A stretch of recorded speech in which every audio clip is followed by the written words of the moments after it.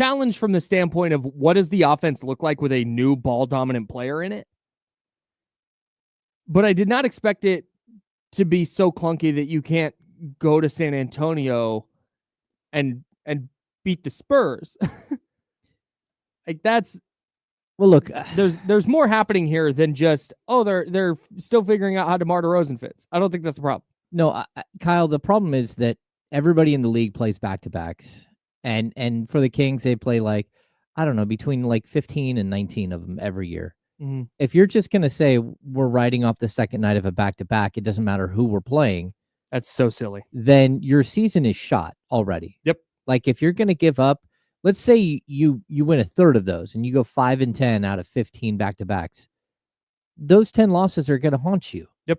And to lose already this season to two bad teams, like San Antonio is getting there, and Victor Wembanyama is like a basketball savant. Like that's the we'll get to the Wemby of all this. Yeah, yeah. In the future, Wemby is going to be the most dominant player that the league has ever seen. At least that's what it looks like, right?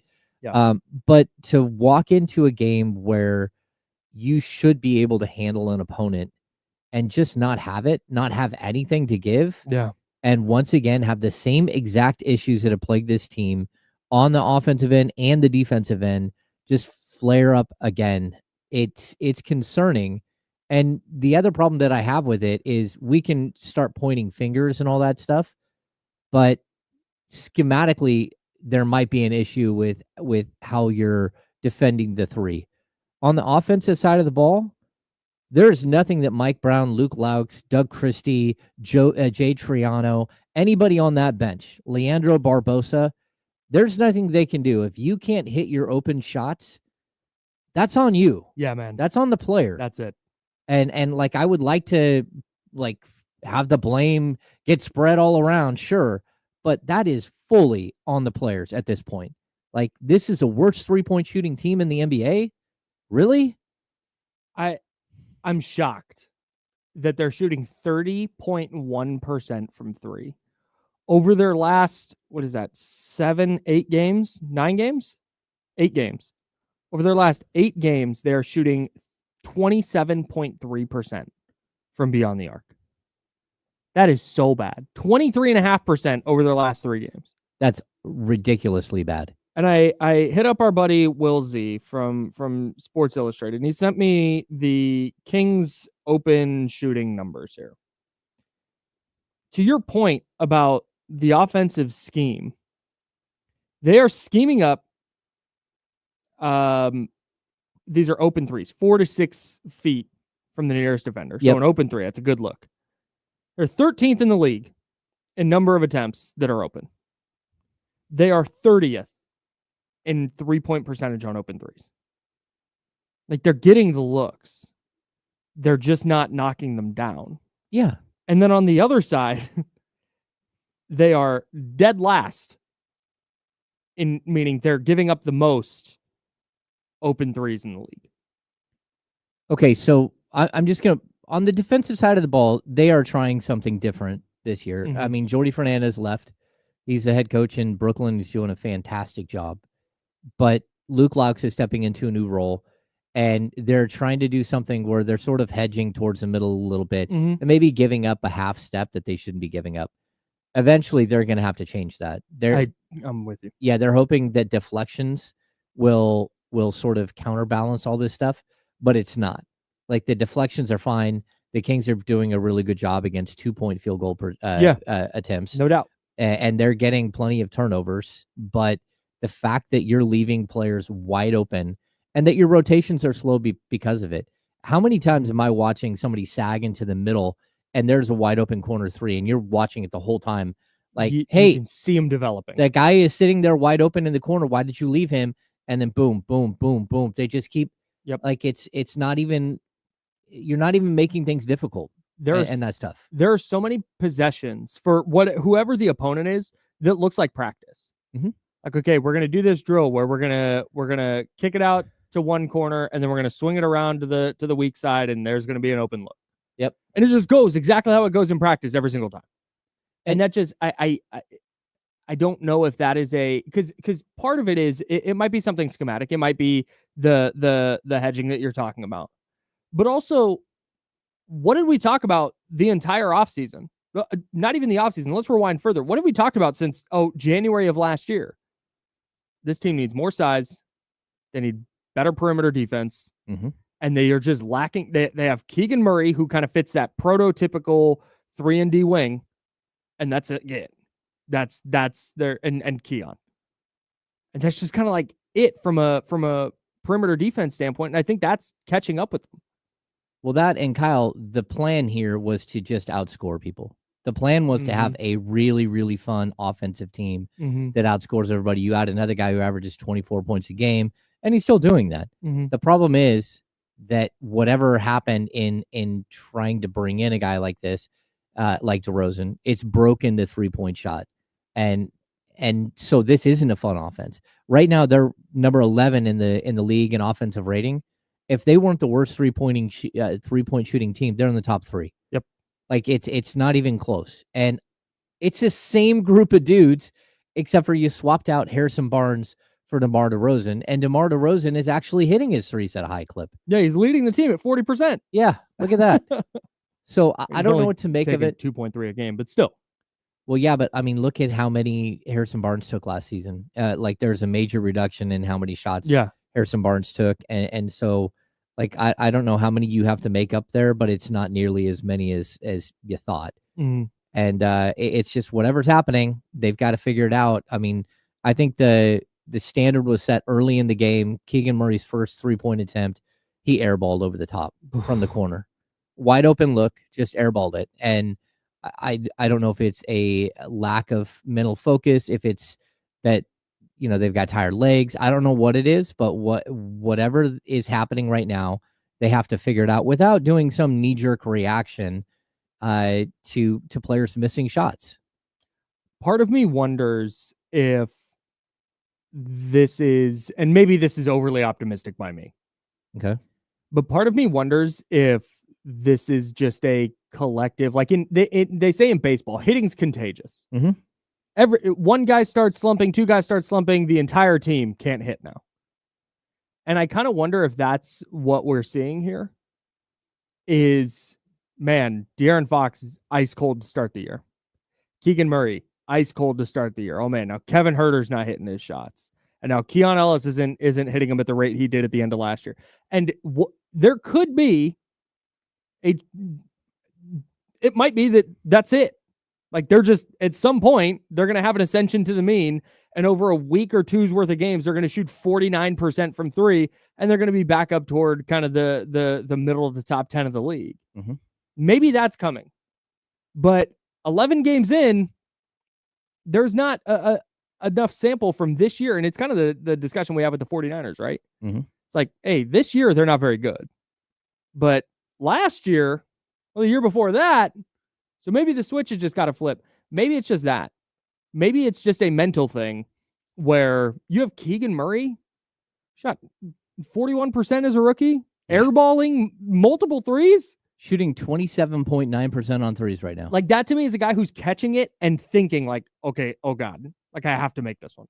And then it happens sometimes. I can happen to him against the Clippers for sure, where when they made their first one, I think it was De'Aaron first shot of the game, right? It was a 3. Oh yeah. And then Keon made one late in the second half or in the first half, but then they couldn't make, and it's like everything kind of tightens up. And I think that's kind of collectively team wide what we're seeing. And for me, we can talk about, I don't think they need to do anything differently schematically, just offensively. We can push defense to the side for a second. Offensively, as far as generating 3-pointers and generating open threes, they're not doing a bad job of it. And I think at some point, because there's nothing to do personnel wise, put Colby Jones out there? Yeah. Mason Jones? I mean, he's running Doug McDermott out there, who's a career like 40% 3-point shooter, and even that's not working. He's like 2 for his last 10? Yeah. So maybe at some point, whether it's Keegan or Huerter or somebody has a huge game from 3 and it relaxes everybody and all of a sudden everything's fine. But until I see that, I don't know, man. This is just not not what they envisioned. No, when they and brought in DeMar DeRozan. it's a startling trend, Yes, right? And yes. it's gone beyond like something that we can't talk about. Like, oh, we just missed a few shots tonight. It'll get better. Guys got to make shots. That kind of deal. This has become like a full-fledged, like, it's a problem. Yeah, it's a four-alarm fire. It's eight games in a row of this. We looked up the stat. Somebody put this stat out last night on Twitter. I can't remember who it was. But then you went and dug it up, right? Yes. How much have they been outscored by behind the 3-point line this season? It is. I don't have the specific numbers yet or in front of me again because I already did the math.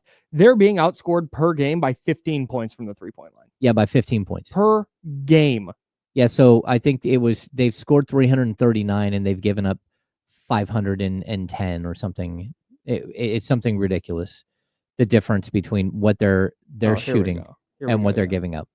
Yeah, so it's times what is that? 3 minus 3. So they've given up 501 points from the 3-point line and they've scored 339. Yeah. They're a minus 162 at the 3-point line this year. And what is that? That's like 45 a game. So they're giving up 15 threes a game. Yes. Yeah. I mean, it's so difficult to make that up. And it doesn't matter how well you're shooting from two. It doesn't. Like, eventually you're going to have to hit threes. I know that there's a lot of pushback and people don't like Boston this year. We're looking this up this morning. Boston has taken 107 more threes than the second place team in the league in terms of 3-point attempts. They're averaging 51 3-point attempts a game. That's wild. People may not like it, but hey, welcome to the NBA. Welcome to the modern NBA. You cannot survive trading 3 for 2. There was a possession last night that just encapsulated it perfectly. This is not De'Aaron Fox's fault. They were trying to score baskets and get back in the game, but late in the game, it's a 12, 13-point game or something. And the Spurs hit a 3. De'Aaron rips the ball out of the net, brings it down, snakes in, 15-footer, cash. Like, cool. You're a net -1. Your 13-point deficit is now 15. So that's kind of where or 14, I guess, if doing the math right. But you get it. Like, and analytics, 3 is more than 2. And at some point you're welcome. In the modern NBA, you have to hit your threes. Mm-hmm. And if you're not going to, you have to be a hell of a lot better than they've been defensively. So one of those two things has to get figured out here if this Kings team is going to go where I think a lot of people want them to go this year. Yeah. I'd also say this, Kyle. You talked about how it can be contagious, right? Mm-hmm. The Kings were the worst free throw shooting team in the league last year, and it wasn't even close. Mm-hmm. This year, their top 8 guys are all shooting well above 80%. Well above 80%. And they're shooting 84.6% from the free throw line. Free throw shooting has become contagious for this team. They're all locked in and focused on hitting the free throw. Mm-hmm. But what you can't do is you can't start chasing, like, oh, we fixed a free throw issue, but now we can't hit threes. Because it's all got to work together. So you got to look at the Kings as free throw shooting, right? If people say, well, just get to the basket, shoot more mid-range stuff, right? No, get to the free throw line. Because, as of right now, they're averaging like 1.7 points per possession at the free throw line. Mm-hmm. And if they're shooting 40% on mid-range jumper, that's 0.8 per possessions. Even if they're hitting, like 40% from 3, that's 1.2. At least get to the free throw line. Sure. And we're seeing games where they just fall in love with now the jump shot. And, like last night's game, they couldn't score inside because Wembanyama is standing there swatting everything, or at least scaring everyone away from the middle of the key. You can't hit from the outside. And then all you've got is the mid-range, which is, again, the worst percentage shot in the league. Mm-hmm. And then when the mid-range fell apart for 3 minutes, 4 minutes, you're done. The game's over. You're completely shot. Mm-hmm. And so they've got to figure all of these elements out, but you can't also abandon going to the basket. And just because Sabonis gets blocked one time by Victor Wembanyama on this incredible recovery block. He's an alien, dude. He is an alien. But just because that happened one time, it doesn't mean you don't feed Sabonis and just have him go inside, because eventually they'll pull Wembanyama out of the game. because they don't want him getting beat up, and they'll run Zach Collins out there. So which we're fine with giving it. That's right. Exactly. So, but there has to come a point where, like, structurally, you need to realize what's happening. And, I get it. Mike wants 3-point shots, but he also wants a defense to collapse on the middle so you get wide open looks on the outside. If you're not getting to the middle, if all you're doing is sitting in the mid range, the collapse never happens. The shots aren't nearly as clear as they look. And the passes are also, the passing lanes are shut down. You're not getting a clean pass to the guys, throwing balls down near a guy's feet. Nothing is clean. That's where you start running into the problem of, like, how do we figure out how to get shooters in the right frame of mind, the perfect pass, everything to succeed. And it's not always going to be perfect, but a lot of their set shooters like a clean pass right to the chest where they can just launch. And they're just not getting that either. Yeah. So this is where, like, all of this conversation is with the caveat that James and I both understand. There's 71 games left. They got time to figure this out. Yep. Right? They're 11 in? Yep. Yeah, 11 in. Yeah. 71 games left. So they got time to figure this out. This doesn't mean the season's over. Nope. But when you're starting to look at, talk about these 10-game chunks, right, of the season, like, they're a game into that second eighth of the season. And the 3-point shot, which is something we thought they could probably rely on. We talked about, man, Kevin Huerter could have a better year this year, and Keegan Murray could have a better year this year. He could get back up toward 40%. And man, if De'Aaron Fox shoots 38%, like, this was a thing that was supposed to be like a calling card for this team. And we talked about, man, DeMar DeRozan, here's how he's going to help in that. And it just hasn't worked out to that point yet. Doesn't mean it won't get there, but I think through 11 games, this is something that, like you said, it's more than just got to hit the shots. Like, all right, yeah, sometimes, but when it's 8 games in a row of it, there's something else going on. Yeah, you need to take better shots. You need to have better shot selection. Again, toe on the line where you're not getting threes. It should be threes. Just brutal. Overall, I think that there was always going to be an adjustment to having a bulk scorer like DeMar DeRozan. And look at the shot attempts for DeMar. For what it's worth, I don't think he's like shooting some crazy amount. He's at 16.5 shot attempts per game. But you're going to need to find these other guys, and you're going to have to figure out how to get them in rhythm. And it goes for Kevin, it goes for Keegan, it goes for Keon, it goes for Trey Lyles. You got to find ways to get these guys in rhythm and start hitting shots, because that's the only way that this whole thing is going to come back around. And look, they're 6-5. Like, we're sounding the alarm because there's an alarming trend, there's something that's happening and on both ends of the court. Yes. So, and look, this is also, and this is the Insiders, by the way. We're sponsored by Jiffy Lube. He's James Ham. I'm Kyle Madsen. We're live every single day at 10 a.m. right here on ESPN 1320. Also subscribe to the James Ham and Kyle Madsen Show. That is the podcast version of this program. Catch up on anything you missed, revisit anything you want to revisit. It is all there for you wherever you get your podcasts. The James Ham and Kyle Madsen Show. All right, so the reason that we're sounding the alarm here is because this team now has expectations.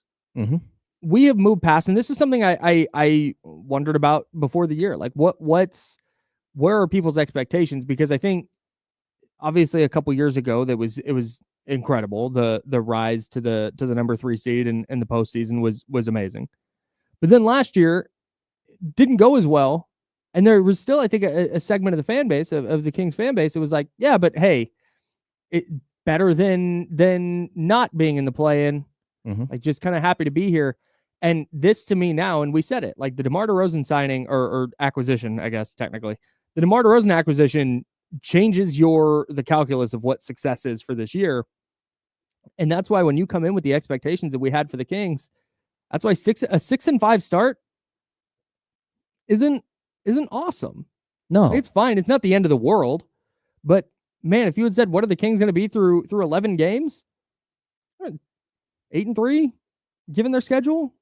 Like, it should probably be in that range. And so that's the other thing, is that's why I've said this before. I'm not I'm not in the space where I'm just going to be like, oh, hey, nice job. Yeah, no, Kings, have a winning record. That's great.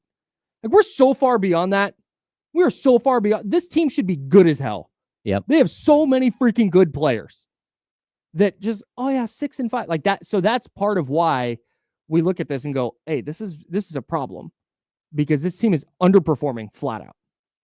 No, I would also point out too that Mike Brown has had to like rely so heavily on his starters. The number one, that could be part of this issue. Sure. So sure. like we can't just ignore the fact that DeMar DeRozan currently at 35 years old leads the league in minutes played. Jesus. Yeah, he's played 420 minutes already this season, but it doesn't stop there. Nice. 420 for DeMar DeRozan. Blaze it.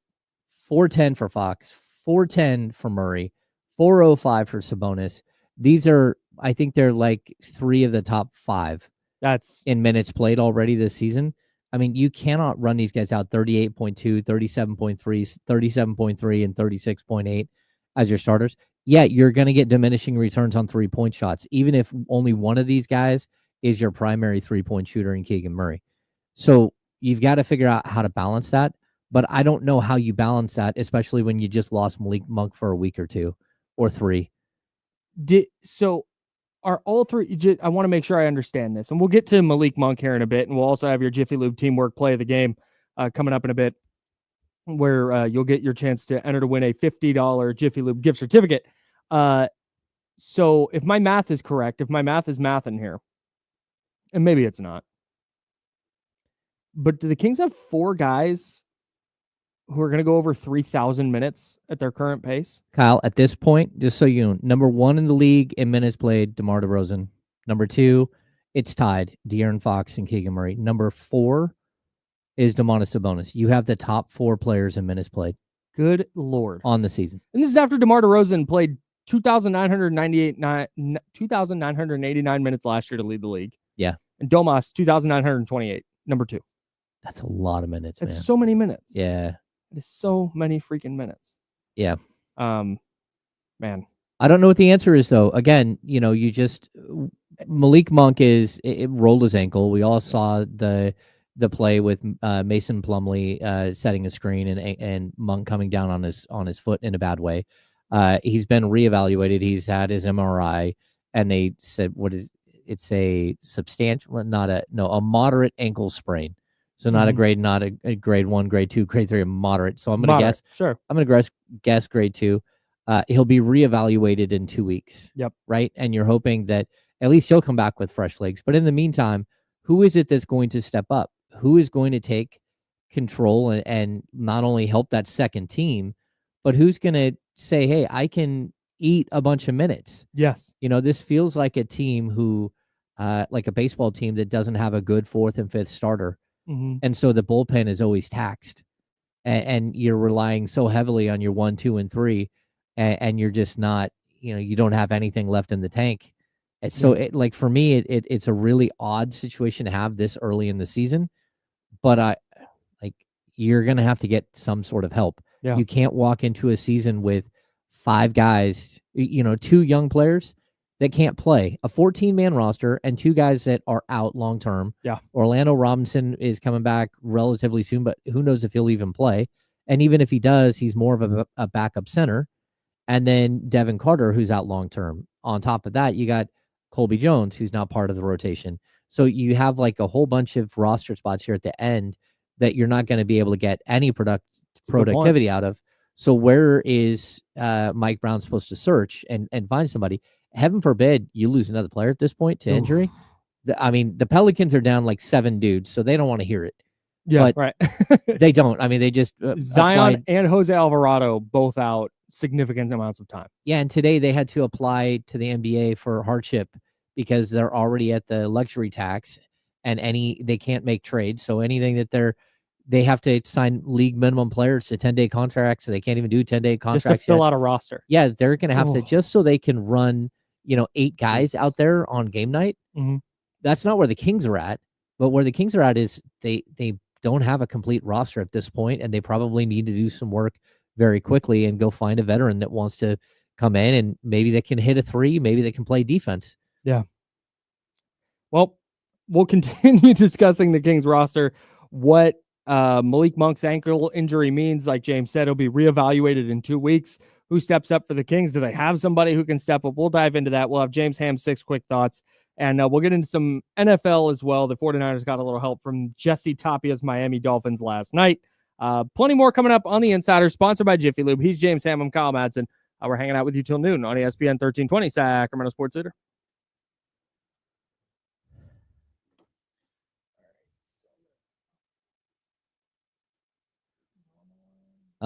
Mark, this isn't accurate.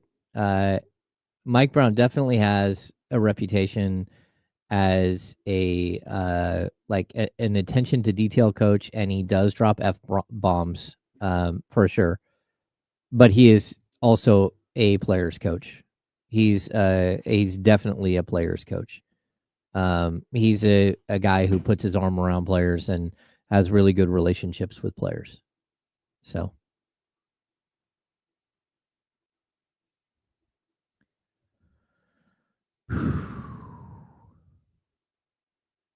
Yeah, this is a tough situation to be in because what you need if you're Mike Brown is for Trey Lyles to all of a sudden look like Trey Lyles. And he's starting to look like Trey Lyles over the last couple of games.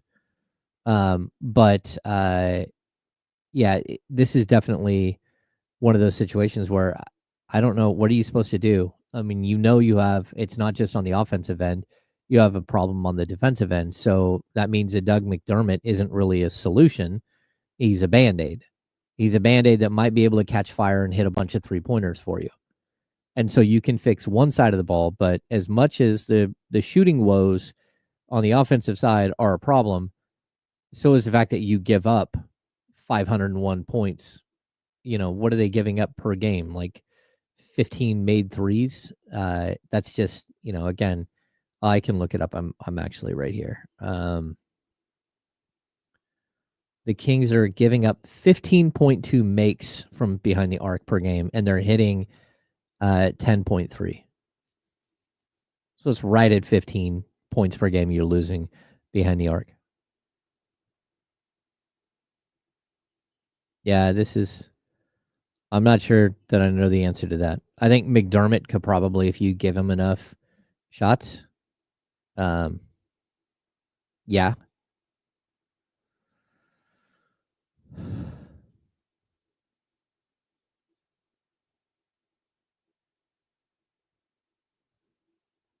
Boy, this is insightful, Zach.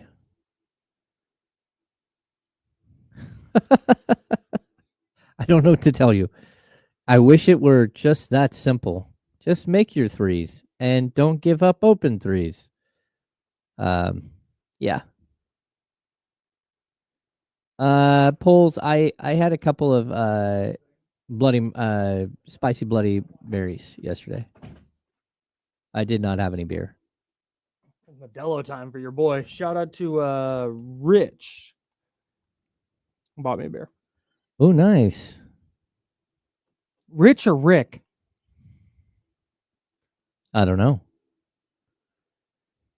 Something short for Richard. Salute.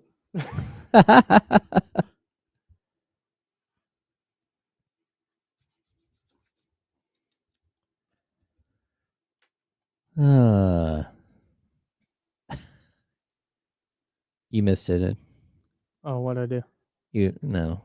We have NBA guru Zach is here for us. He's got the solution. It's science. That's the whole thing with this. Yeah, big Wolves guy. Yeah, no, this is a Timberwolves hat. This was at when I worked at Hat Club. Was I still there? I can't remember, but either way, the Timberwolves, when they changed their logo, all these hats with this logo went on sale for like $20. Mm-hmm. And I like this logo, so it's a good logo. Copped. That's kind of the part of this, though, is maybe it is just that. It might literally just be like, yeah, Keegan ascension to the mean, Herter ascension to the mean, Fox ascension to the mean, and all of a sudden everything's fine. But yeah, I look at I know. 10 seconds. All right, people don't want to hear it, but the schedule has been every day.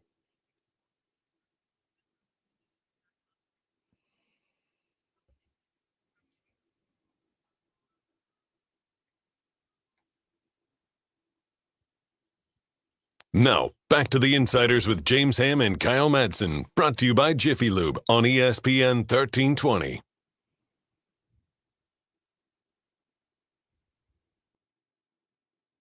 I'm Kyle. He's James. Get to James Ham's 6 quick thoughts in a bit. Salute to everybody in the chatty house except for Johnny G. YouTube.com/ESPN1320, Twitch.tv/ESPN1320. If you would like to hang out with us there. Also, you can hit us on the Elk Grove Kia Talk line, 916-909-1320, 916-909-1320. How the heck did the Kings fix their three-point shooting woes outside of our guy NBA guru Zach's suggestion? Just make them. Just make them and defend the three. Let's get Mike Brown on the horn and let him know, Coach, we got some insight. We're going to have to ask you to have your players make more threes and then defend the other three-point shooters better. Mike on the whiteboard. All right, guys, here's what we've been doing. We've been missing a lot of threes. What we're going to do today? Do I need to wheel the whiteboard over? What we're going to do today? We're going to make them. We're going to make more threes. Get out there and make more threes. And then on defense, we've been allowing them to make them. What we're going to do is we're going to not allow them to make them. It's the game plan tonight, guys. Go get them. Everybody in. Everyone's sitting around there like, Kings on one. Make them? What? Coach, are you insane? Stop, De'Aaron. It just might be crazy enough to work. Just might be crazy enough to work. Right. Kyle's pulling out all the stops. All right. Let's get to 6 quick thoughts, and then we can talk about Malik Monk. How'd yesterday's Kings game go? Kings insider James Ham has 6 notes you need to know. Here are James Ham's 6 quick thoughts. James Ham, 6 quick thoughts. If you'd like to read more about these, James_Ham NBA on Twitter. We're going to talk about them now. James, number 1. Number 1, the three-point shooting and three-point defense is an emergency situation. Boy, is it. Like, I don't know, outside of just, telling guys to make shots and then defending better behind the arc, that I'm not sure how we get through this.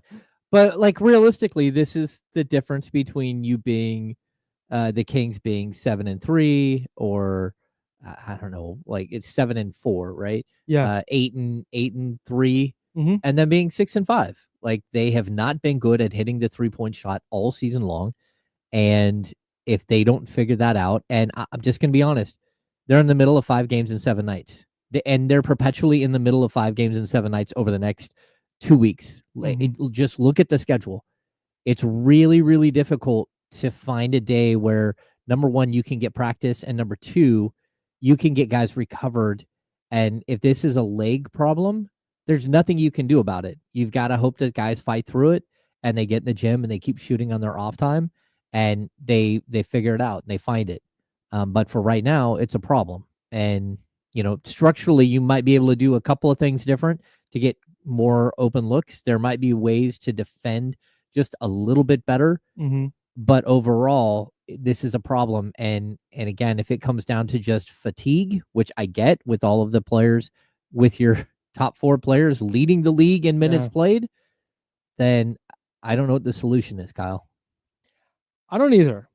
Because when they shot 11.5% against the Clippers, that sounds fake, but that's what they shot. 3 for 26? 3 for 26. Yep. I was like, all right, everybody relax. It was one game. They started missing a bunch and everybody got tight and that game was close and it was just, all right. But then they came back 29.7% the next night and then 26.3% the next night. Like, oh, and that was after 28.6% against Toronto. It didn't matter as much because they won and held Toronto to 29.4. But then the Clippers game, they shoot 11.5%, give up 46.7. Okay, you beat Phoenix, you shoot 29.7%, but held them to 31.6. But then last night, you're going to shoot 26.3% and allow the Spurs to shoot 47.8.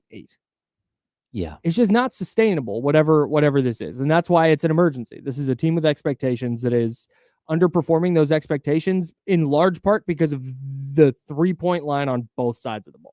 Yeah, exactly. And there's nothing you can do about Victor Wembanyama pulling up from 28 feet. That's part of it. There's nothing you can do. But when he started to get hot, it was like, okay, somebody pick him up as soon as he's coming across the timeline. Like, somebody pick him up. No. Because if that's what he's going to do tonight, he's not fast enough to beat you off the dribble. Mm-hmm. Like, if Keegan Murray's going out to defend him or Domantas Sabonis is going out to defend him, mm-hmm. just don't let him catch and shoot. Don't let him walk into a 28-foot three.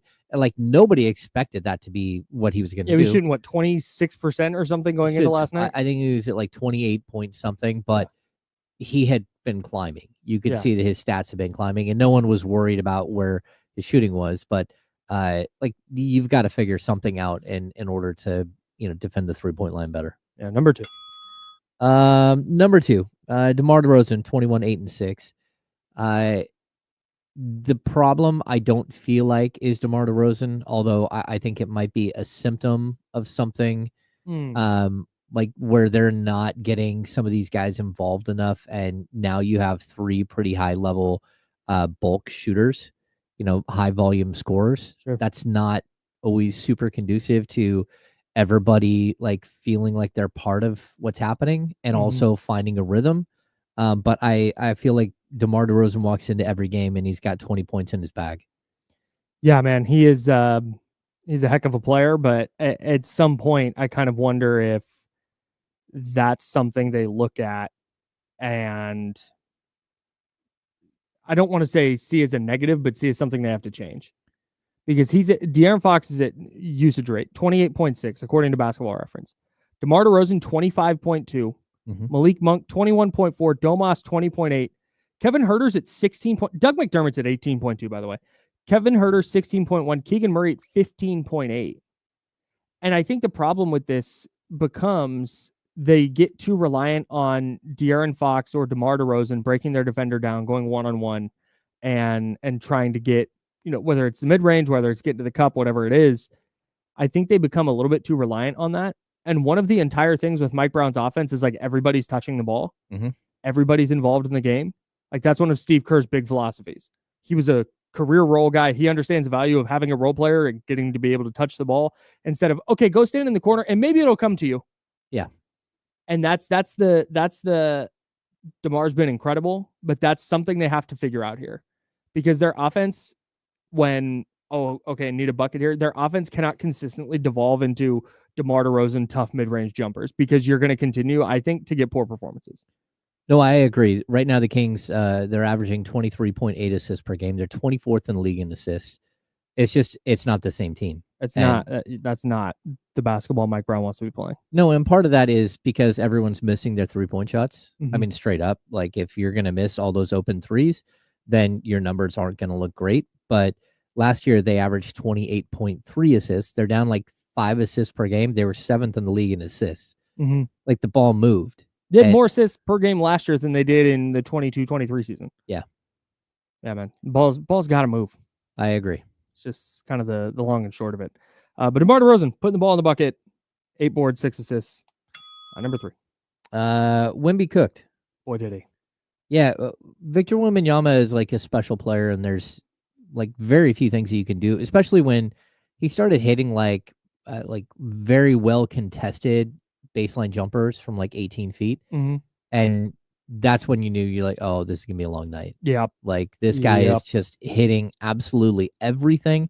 I thought the Kings did a really good job of keeping him out of the key, which was one of my keys yesterday. Just like force him into being a jump shooter, but then he just became an elite jump shooter and looked like prime Kevin Durant. And what are you gonna do when he's 7'5" and shoots over the top of everybody?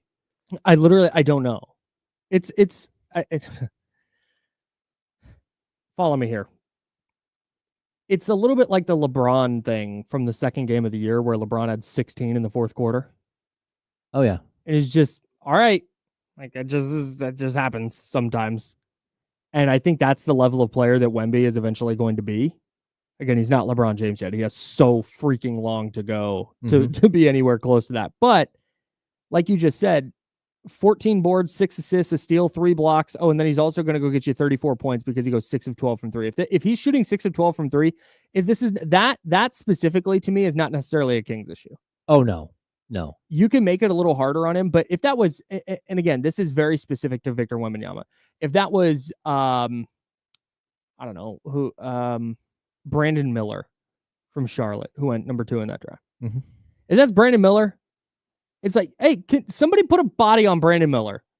Like, can we contest a shot with Wemby? It's just kind of like, all right, man. Yeah, I mean, he's shooting. I guess from he's a legitimate 7'4" with an 8-foot wingspan, and he shoots at the top of his arc. There is no one in the league that can block him. It's basically Kareem Abdul-Jabbar's hook shot is what we're watching. If he decides he's going to start hitting threes like this, there's nothing you can do to stop that play. Nope. So, yeah. He has made 12 threes and has 10 blocks in his last 2 games with 30 rebounds, by the way. Yeah, that, and, look, Domantas Sabonis, who was the other part of this piece, he was really good. He had 23 points, he had 12 rebounds, he had 4 assists, he had 2 steals. He turned the ball over 4 times, which is becoming a bigger issue. But, he shot 11 of 19 from the field. His field goal percentage is perfect. His shot attempts were really good. I'm A-okay with him taking 19 shots. I don't love that he only scored 23 points on 19 field goals. But, overall, I think that was fine. And we'll get to the next key, which is, you can go ahead and ding the bell. There you go. Which is De'Aaron Fox, right? Mm-hmm. De'Aaron Fox goes 24, 6, and 3. He has 1 turnover. 2 games ago, he had 7 turnovers. We asked him about the finger and how much it's impacting him. Since that point, he's had 1 total turnover in 2 games. And 11 assists. Yeah, he's cleaned it up. Like, he understood that, like, that wasn't okay. These 3 guys, DeRozan, Fox, and Sabonis, they're not the problem. At least on paper, they're not the problem. Like, you have to worry that part of the issue is sort of the shrinking of the court and a bunch of mid-range jump shots. But overall, like, these guys, they scored, 68 points between the 3 of them. They needed help from someone else, and they didn't get it. Yeah, man. I want to dig into that a little bit later. Let's get to 6 quick thought number 5. Number 5. We have milk carton games. Keegan Murray and Kevin Huerter just absolutely disappeared in this game. Yeah. And it's tough because, both of these players were so good the night before. Again, Keegan Murray had 14 rebounds the night before. Kevin Huerter had his best stat line of the season. What was it, like 19 points and 8 rebounds and, 17. But yeah, he had a really good game. He had 5 of 9 from 3. Yeah. Yeah, exactly. They combined to go 3 of 14 from the field and 1 of 10 from 3. And they combined for 7 points. And when 40% of your starting lineup goes for 7 points and you don't have Malik Monk, it's game over. I don't care who they played last night. They were going to lose that game if this is what the stat line looked like. Fox, Sabonis, and DeRozan combined for 68 points. The rest of the team had 28. Yeah, that's you're cooked. Ludicrous. You're cooked. So that's yeah, man. 3 of 14 from that duo. 1 of 10 from 3. The good news is, despite the bad shooting from the Kings this year, I don't expect that there's going to be a ton of games where they are both as bad as they were last night. No. And they didn't even, I mean, one of the things that we've been commending Keegan on this year is, hey, when the shot's not falling or the shot opportunities aren't there, he's affecting the game in other ways. And last night that wasn't the case. 3 rebounds, 1 assist. Just kind of Yeah, and it's this first really like slow game of the year for me though. Yeah. So I'm not super worried about it. But if those guys, especially with Malik Monk out, they're going to produce like that, you're not going to win a lot of games. No, and I'd also point out, like, the big 3 of DeRozan, Fox, and Sabonis, they had 53 shot attempts, right? Mm-hmm. The Kings had 91 as a group. So that means that there were 38 other shot attempts. And of those 38, I don't even know what they hit, but it's, 11. 11 of 38. Like, they just, no one else, like, was able to step up and be a reliable player. I think Trey Lyles, again, is starting to show he's coming around. Yep. He has 8 points. He has 4 rebounds. He had 2 blocks. His 2 blocks were impressive. He goes 3 of 8 and 2 of 6 from 3 in 27 minutes. I think you're finally starting to see him figure it out, Mm-hmm. and that's a good Starting thing to for play the a little Kings. faster, yeah. Yeah, More but decisive. the problem is that without Monk, you're limiting the success of these guys, and I think that's part of this too. Yep. Number 6. Yeah, the bench without Malik is exactly where we were. It's tough. The bench hasn't been good all season. So when you take away Malik, who is the best of the bench players, this team is in trouble. And they don't have that spark, that energy that Malik brings. And you kind of felt it last night. You're waiting for someone else to bring that sort of like the moxie to the court.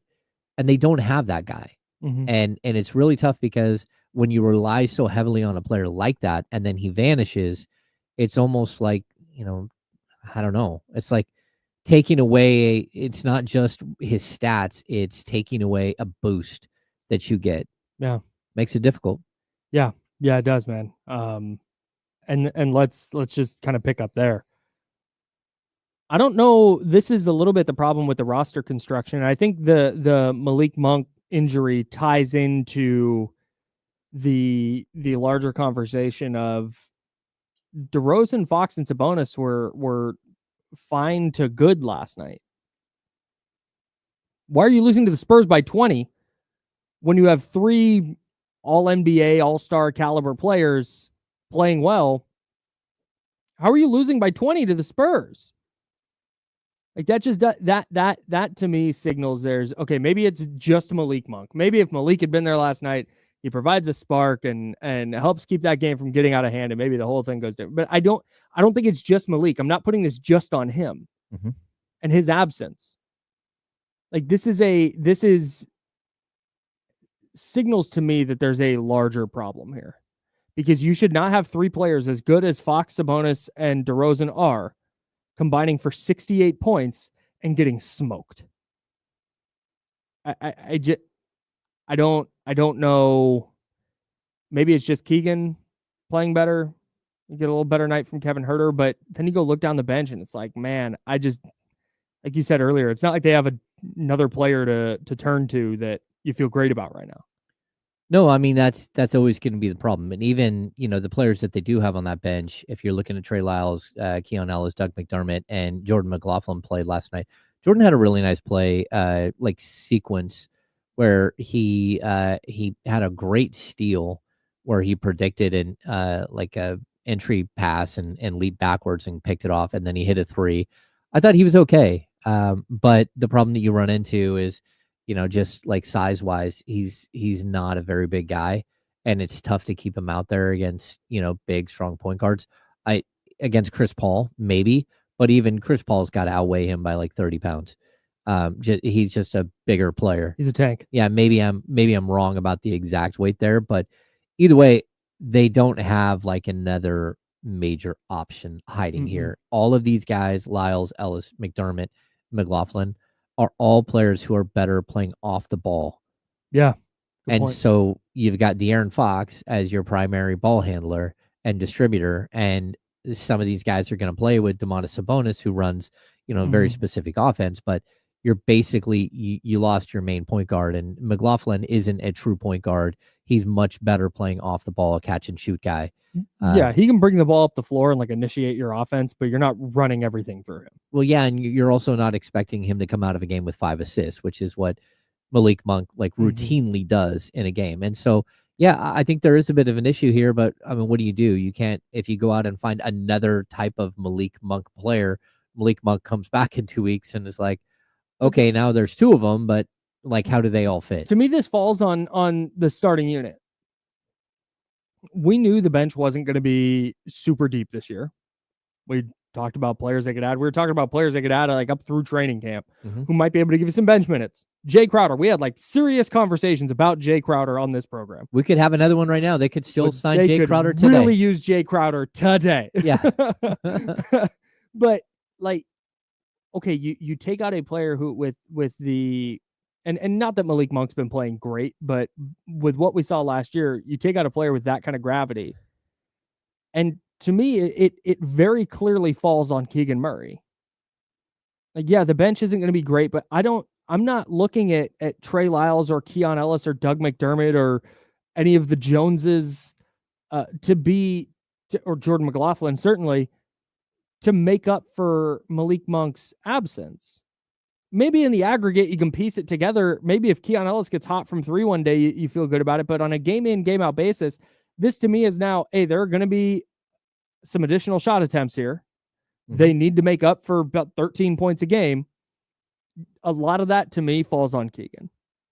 Where I can't have a game where he's shooting it 7 times and going 1 of 5 from 3 when there's no Malik Monk on the court. No, I get what you're saying, but I also, when I'm looking at the way that Mike has had to distribute minutes and what he's doing so far, I don't really see another out. Like, there's not another way to reduce these minutes for the starters as of right now. There's not. I mean, you hope that maybe at some point and Isaac Jones can step on the court and give you something here and there. But I mean, what are we asking? The same thing goes with Orlando Robinson. Like, what exactly are you going to ask Orlando Robinson to do? He doesn't handle the ball. He's not going to bring the ball up the court. He's at best going to play the 12 minutes that Sabonis isn't on the court. And that's just not even going to. And his greatest value might be as the roll man in a pick and roll with Sabonis. Malik Monk. Yeah, with Malik Monk. Yeah. So I don't know exactly, but when I look at the box score from last night and I look at what DeRozan and Fox and Sabonis all did,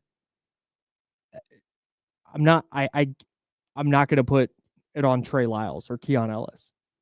I need Keegan Murray to be better. I need Kevin Huerter to be better. And that's until Malik comes back. That's, I think, what they're going to have to fall back to. I get you, but back on. I still think that you need those guys to be better. Like, there's nothing wrong with asking Trey Lyles and again, Keon Ellis to be better. Hey, look, Malik's out. Sure. We're going to need you to go from here to here. Because what we're already doing is we're maxing out our big four. They're completely maxed. They can't take on any more. We need someone else to be able to hit these threes, to be able to space the floor. And those players could go, hey, look, we're out there doing our thing and no one's passing us the ball. That could be part of it. Sure. And not only that, but like the structure isn't working right now. Everybody's clogging everything. Not at the key. We're not getting paint touches. We're getting a bunch of mid-range touches. And so that means that my guy is a step closer than he should be. So maybe their open threes aren't as open as they look on paper. But either way, like, they've got to figure out ways for these guys to be more productive. And I think Trey Lyles is starting to be more productive, like we've talked about. But like every single game, it's got to be like this now, like especially while Malik's out. Yeah. Let's get to our Jiffy Lube teamwork play of the game before I forget about it. Okay. Each day during the week, during the month of November, after a Kings game, we're going to give you a keyword. You enter that keyword at the contest page on ESPN1320.com. You go there. You can't miss the contest page. It's up front and center. You're going to enter the keyword we give you, and you'll be entered to win a $50 Jiffy Lube gift certificate, which will be given out on Friday of that week. So we have 4 of those. There's 4 Fridays in November. We're giving out a $50 Jiffy Lube gift certificate each Friday. Alan H. was our winner last week. You can enter to win now. Go to ESPN1320.com. Our Jiffy Lube teamwork play of the game was Keegan Murray's 3 that tied the game at 9 in the first quarter. Nice job, Keegan. I think that was the only 3 he hit all night.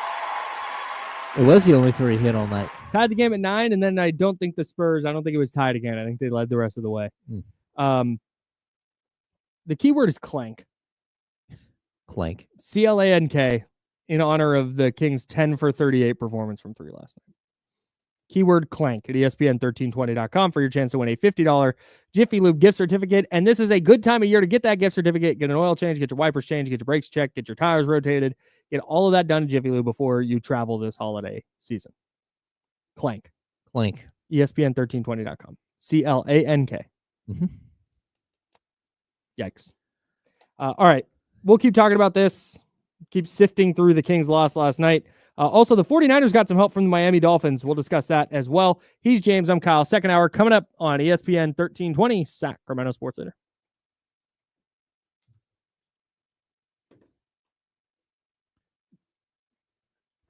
I'm Shea Gilgeous-Alexander, and I wear sunglasses in my press conference.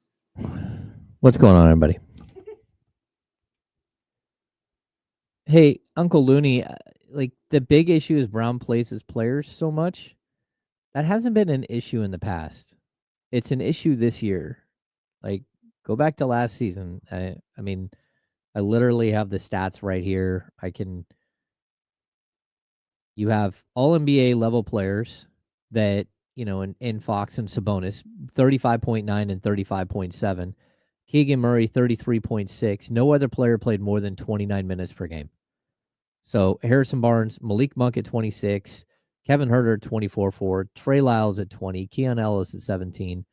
This isn't a lot. This isn't a Mike Brown does this and it's a problem. Even the year before, I can go back. Domantas Sabonis with 34.6, De'Aaron Fox 33.4, 32.5 for Harrison Barnes, Keegan Murray at 29.8, Kevin Huerter at 29.4, 22.3 for Malik Monk. It has nothing to do with Mike Brown being a guy who wears out his players historically. It's that this year he is wearing out his players. This year their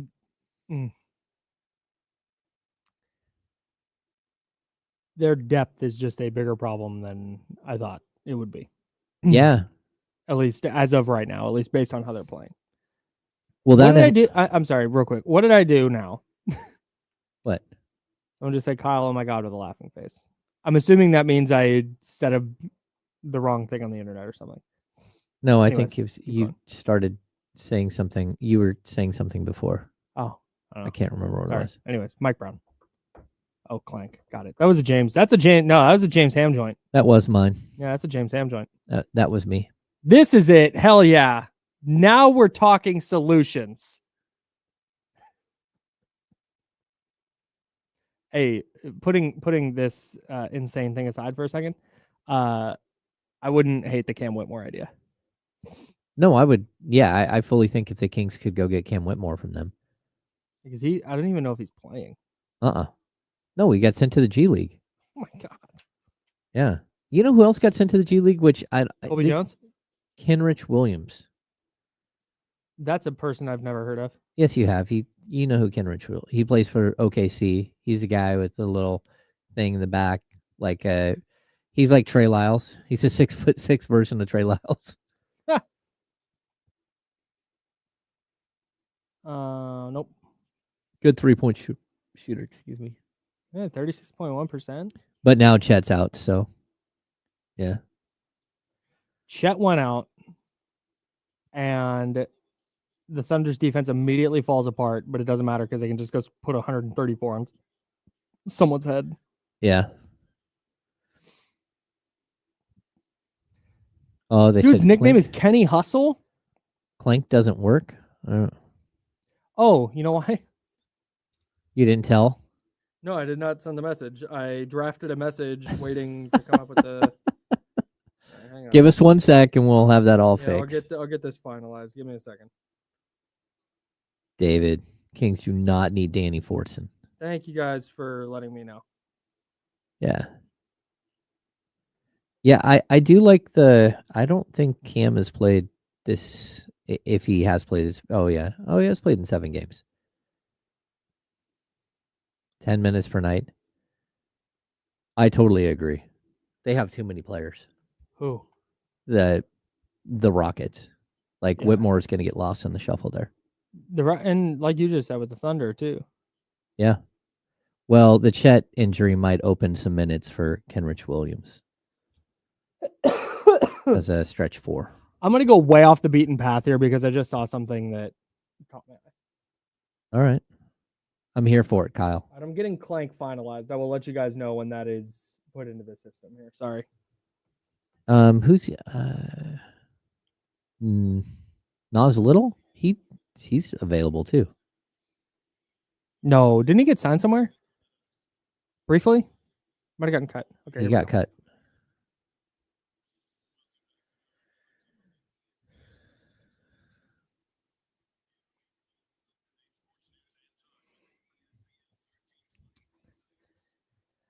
Hour number 2, that's James Ham. I am Kyle Madsen, and we're rocking with you until noon. Then we'll hand it off to D'Lo and KC, and they will take it at 4 o'clock. right here on ESPN 1320. We are on Sacramento Sports Leader. We're sponsored by Jiffy Lube. We've been talking a ton about the Kings after their 116-96 loss to the Spurs last night in San Antonio.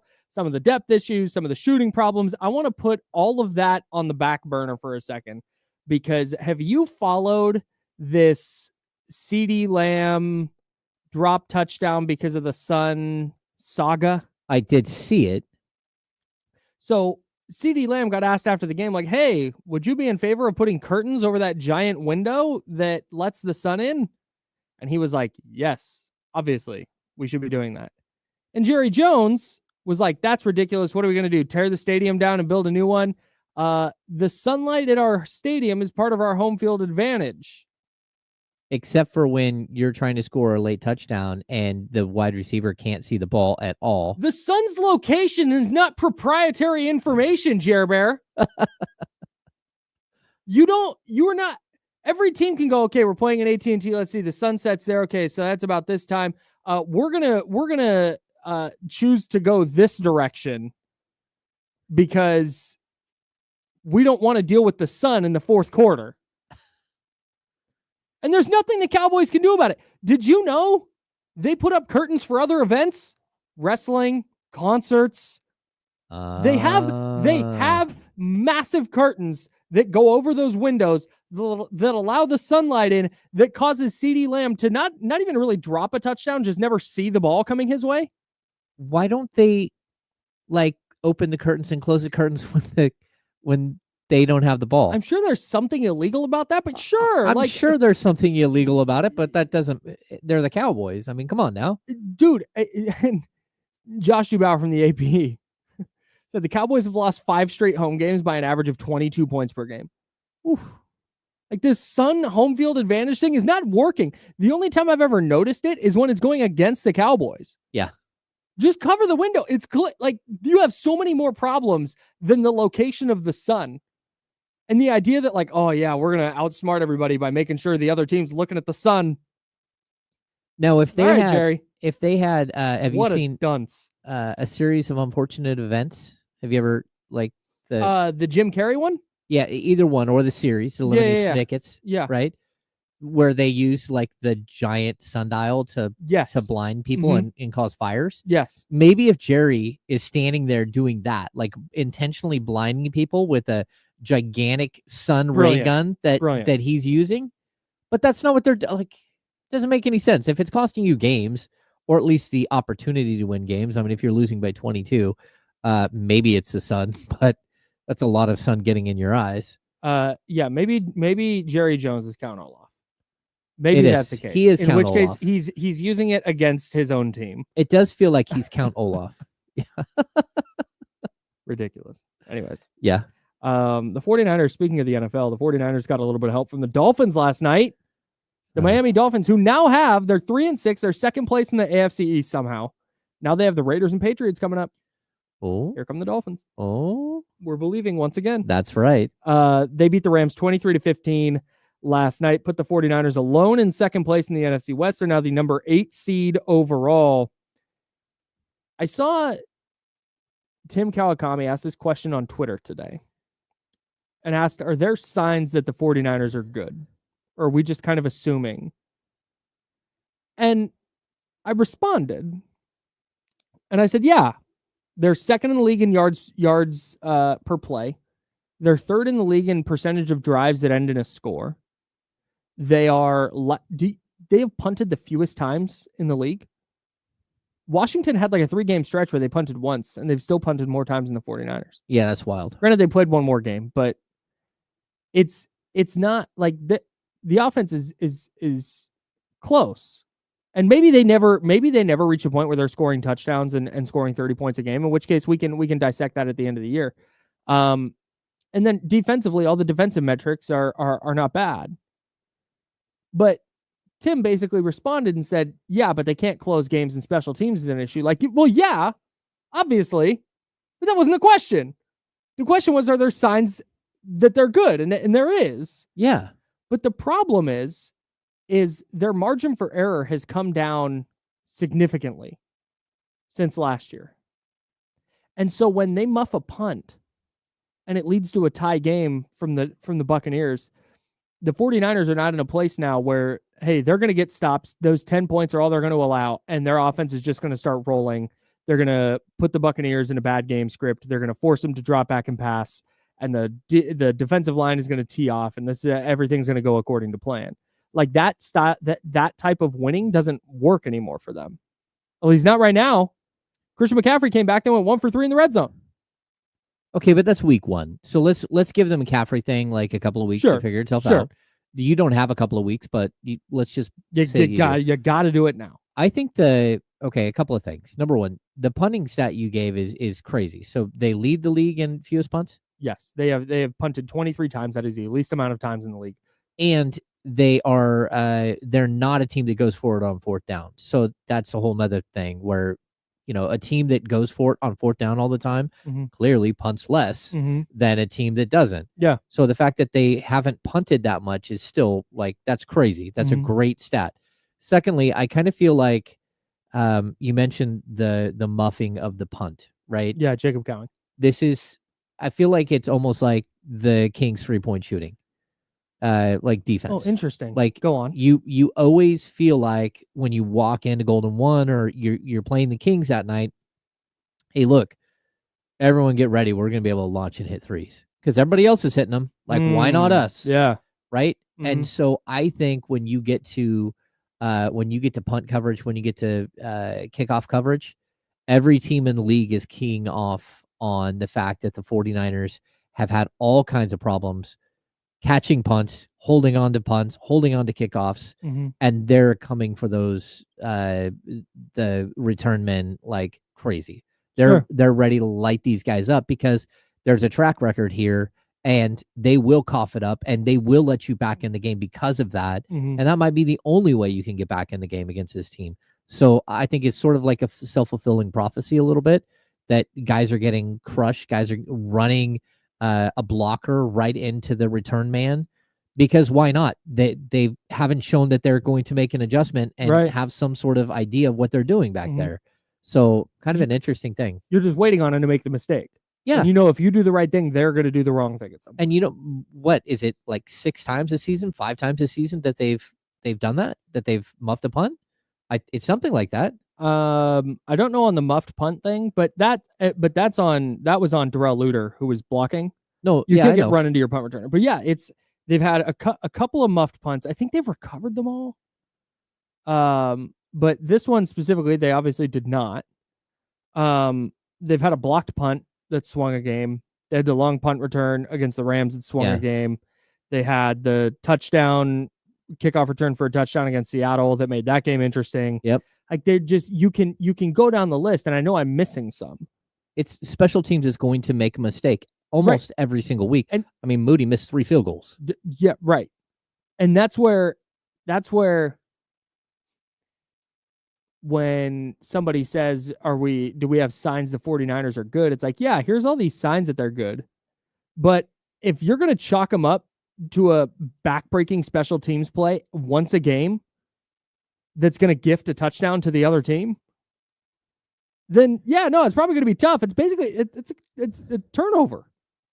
Oh yeah, ostensibly what a muffed punt obviously is, but a blocked punt, a long kick return, a long punt return, like the fact that every single game we're sitting there all watching and going, all right, well, when's the special teams disaster going to happen? Yeah, is like that's a really bad spot to be. And so all of that's to say, like we talked about with the Kings earlier, the Kings have expectations. That's why if the Kings were, if the Kings were Charlotte, the Kings were the Charlotte Hornets, they'd be like, hey, 6-5, that's not a bad start. Yeah, hey, tough loss to the Spurs. You don't want to lose that one, but it's still 6-5. You're happy through the first 11. But when you're 6-5 in the Kings, it's like, hey man, 8-3. They shot it a little better. Same with the Niners. And that's exactly where they're not. Yes. If the Jacksonville Jaguars are 5-4 right now, they'd be like, okay, in an okay spot. Feel good about this season. Here we go. I keep saying the Bears, but they have a rookie quarterback as a separate. So the Jags are going to be my new team for this. Jags sitting there 5-4, they'd be like, yeah, hey, we're. But the 49ers, are they good? Has to be viewed through the lens of, can they win a Super Bowl? Because that's the goal of this team. Mm-hmm. And I think in that respect, like, have you seen enough from the 49ers through 10 weeks to make you think that this could be a Super Bowl team? The answer for me is no. Because no matter, even if their offense starts scoring 30 a game, is it still going to be a problem every time a punt returner gets his hands on the ball? Are they still going to have a blocked punt? Are they still going to muff a punt here and there? Are you still going to have a running into the kicker that changes the game? And if you're not going to be buttoned up in all three phases, like we saw the Green Bay Packers, Chris Biederman brought this up on Candlestick Chronicles last night, friend of the program, Chris Biederman, of the Sacramento Bee. And he mentioned the Green Bay Packers in 2021. Remember, the Niners went into Green Bay and they won on a blocked punt for a touchdown in the divisional playoffs. And that Green Bay team was really good defensively, awesome offensively. But hey, special teams breakdown ousted them from the playoffs. And that's the biggest issue with San Francisco to me. Like you said, yeah, this week was game 1 with Christian McCaffrey back. Maybe they figure the red zone stuff out. And if they don't, frankly, they're hosed anyway. The special team stuff isn't going to matter. Yeah. If you're not scoring touchdowns in the red zone, you don't deserve to win playoff games, much less go. So we're going to find out pretty soon here. Big game against Seattle. Then you got to go to Green Bay. Then you got to go to Buffalo. If this team's going to the playoffs, they're going to earn the hell out of it. Yeah, I totally agree. And here's my suggestion, Kyle. Here's just my suggestion. Please. From here on out the rest of the season, don't send a bunch of guys downfield on punt coverage. Have Mitch Wisnowski kick the ball as far as he can out of the back of the end zone every time. Every single time Jake Moody goes to kick a kickoff, kick the ball as far as you can outside of the back of the end zone. Do not let special teams beat you anymore. Yep. I want Debo or I want Christian McCaffrey backfielding a punt and fair catching every single time. That's it. Wave your hand in the air.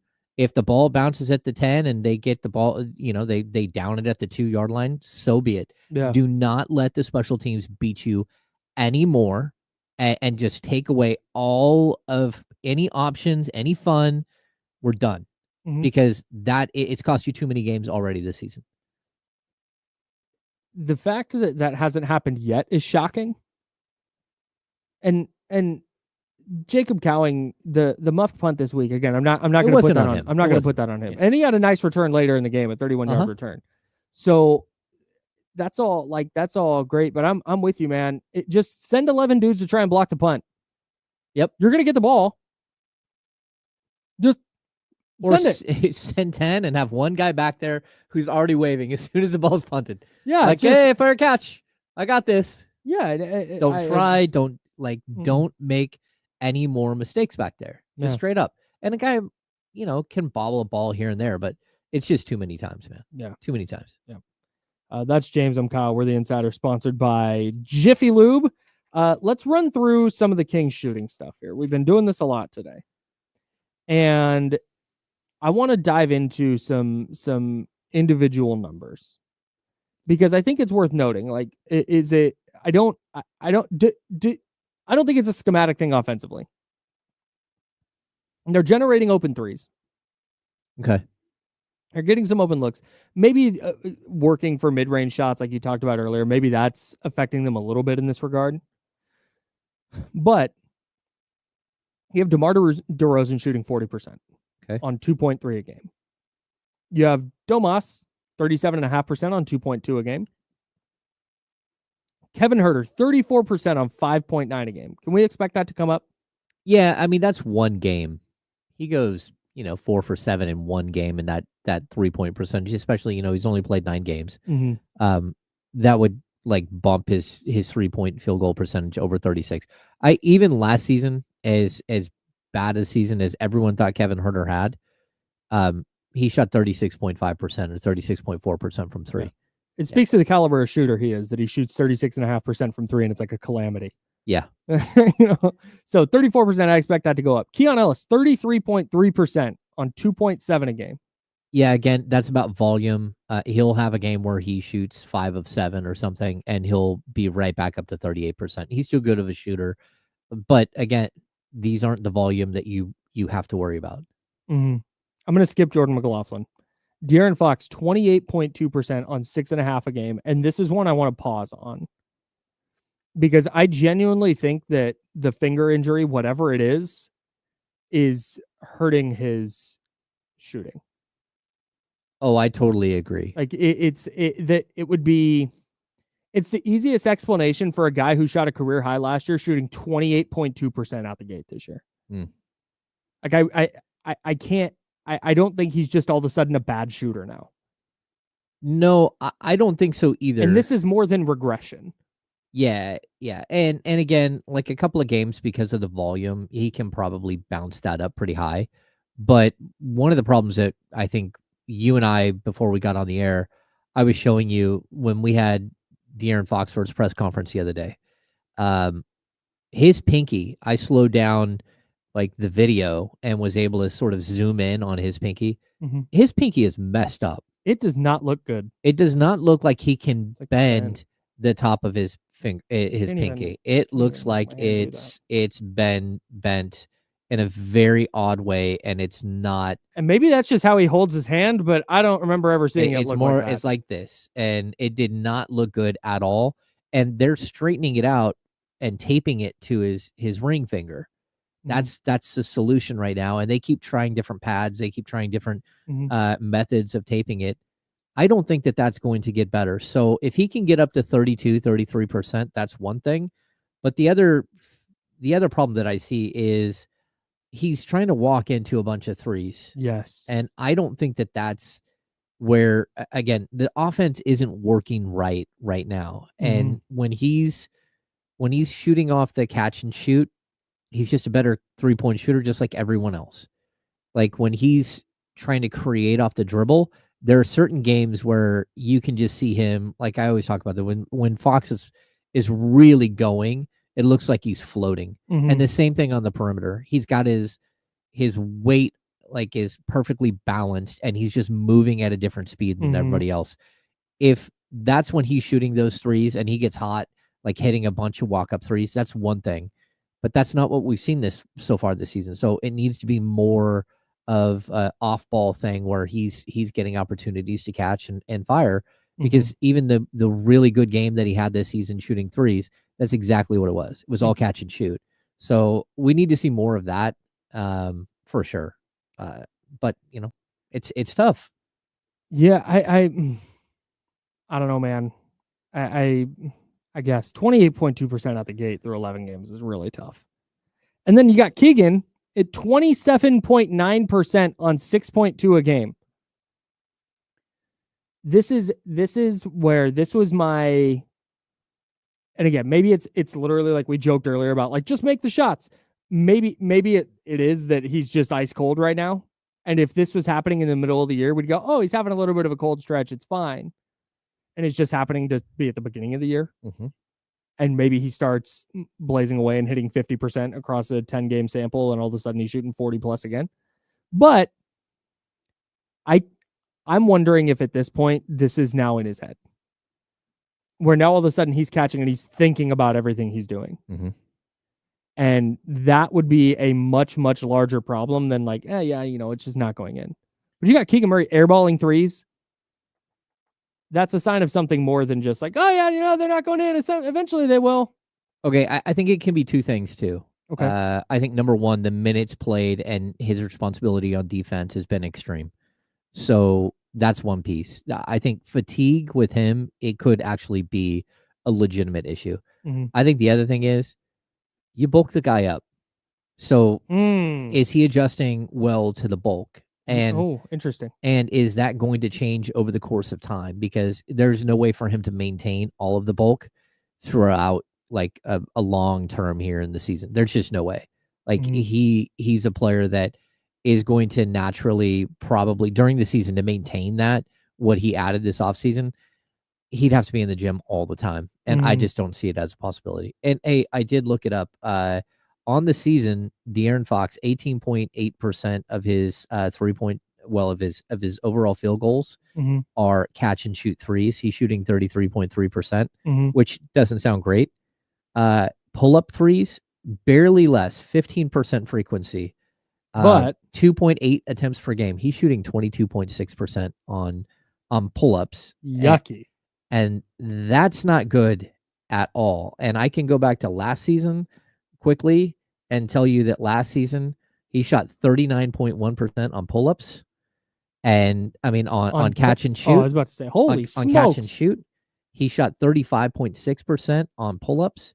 He shot way more pull-ups than he did catch and shoot. It was at 15% frequency on catch and shoot and 22% on pull-ups.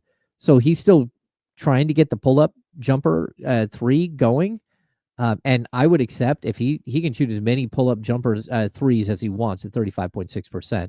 Yeah. It's that catch and shoot at 39%. He's 4% better, roughly 3.5% better shooting off the catch. And that's something the Kings need to figure out. They need to figure out how to get him more catch and shoot opportunities. And again, look at the frequency is just down tremendously. Last year, again, we're talking about 37% of his shots are 3-point attempts. And I don't think it's that high this year. No, it's 33%. Does it feel like there's friction with the offense? It feels like it just isn't flowing from start to finish. It feels like it has moments where everything screeches to a halt. Like overall, I think there are times where it works and then other times where you're like, okay, well that, and I keep thinking like, where's the DHO? Like, where did that go? That's exactly what I was getting at. Yeah. It feels like they run it at the start of the game. It's Kevin Huerter running off dribble handoffs. It's Keegan Murray running off dribble handoffs, and they're creating, and Sabonis is getting downhill, and there's DeMar DeRozan open, and there's somebody open for 3, and whether they hit it or not, is a question mark so far. But like you see, and then it's just like as the game goes on, I don't know if there's a common trend of when it devolves, but it seems like every game at some point it just screeches to a halt, and it's one of De'Aaron or DeRozan kind of working one-on-one and trying to get to the mid-range or trying to get to the foul line. I think the last 5 minutes of every game, that's what you're going to get. That's the NBA in a nutshell. The end of halves, the end of quarters, not so much the end of every quarter. The end of every quarter should be like the last minute that you usually get a bunch of like isolation basketball. Sure, and that's fine. But it feels like we're like start of the third quarter. No. And like, ugh. That's not going to work. No. Yeah, I mean, I agree with you. I think it is getting sticky early in games. Yeah. Kind of weird. I wanted to know if that was just me that noticed that or not. All right. We'll keep going with this conversation. There was a Niners thing that when we were talking about the 49ers, I wanted to get to real quick before we get back into the Kings. Kyle Shanahan injury updates from yesterday. Renardo Green, the rookie cornerback, has a toe injury. He's day-to-day. That's good news for the Niners. Renardo Green has been outstanding, very quietly outstanding this year for the 49ers. He is now in the starting he's now their third corner. Okay. When Trevarius Ward and Deommodore Lenoir are both there. Mitch Wishnowsky dealing with a back injury that he had during the week leading up to the game, but it flared up on him according to Shanahan. And then George Kittle, here's my favorite word, had hamstring irritation. Oh. Which I don't know what that means, man. Irritation to me is like you have like a bone on ligament type of thing, and or you have a ligament swell up. There was some irritation there. I don't know what that means with his hamstring. Like, did he pull it? Yeah. Is it just sore?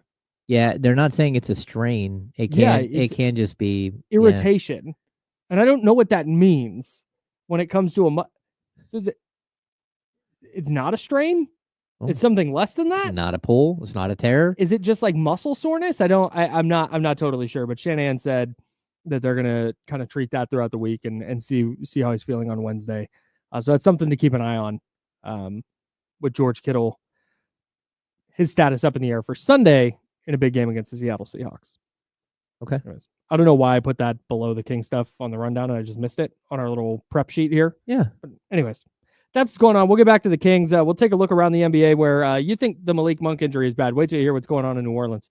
He's James. I'm Kyle. We're the Insider, sponsored by Jiffy Lube here on ESPN 1320, Sacramento Sports Center.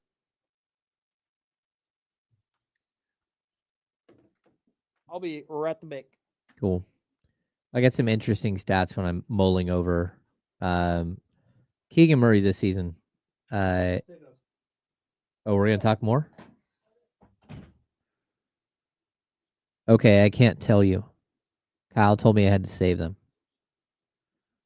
Really, really weird.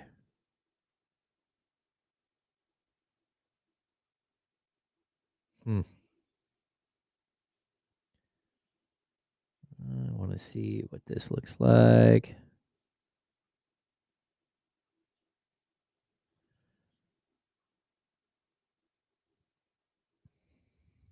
What's going on? Anything going on out there? Rustdog, I think the 49ers are giving him as much time as he needs. And I'm not sure. I mean, that's a tough one.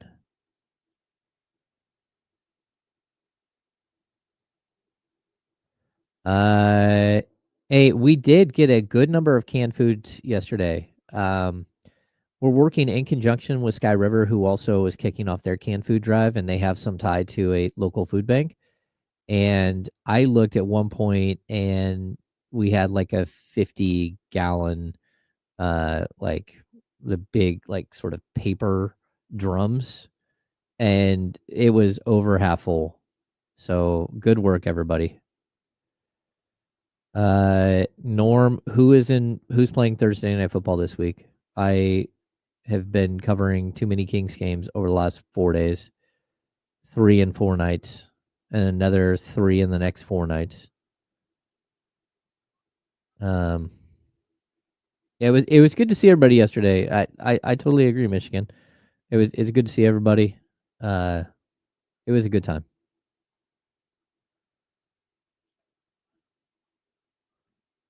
Oh man, Scooter, this is the worst. I don't want to talk about that. Hamstring irritation is that cramp you get and wakes you up in the middle. Oh, those are the worst.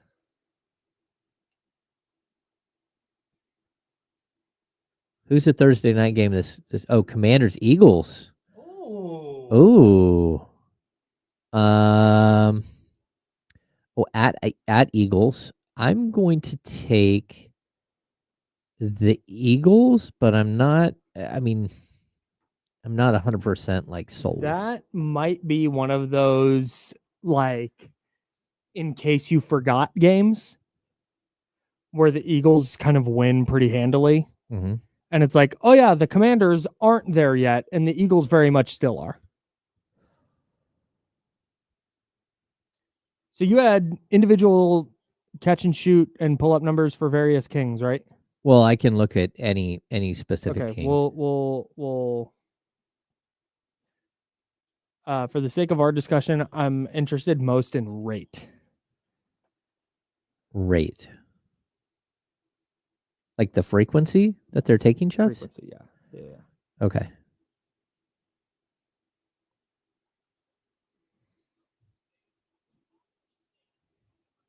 Oh, that's crazy.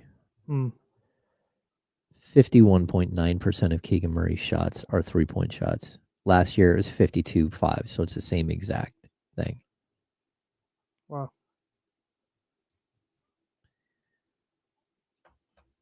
Here we go.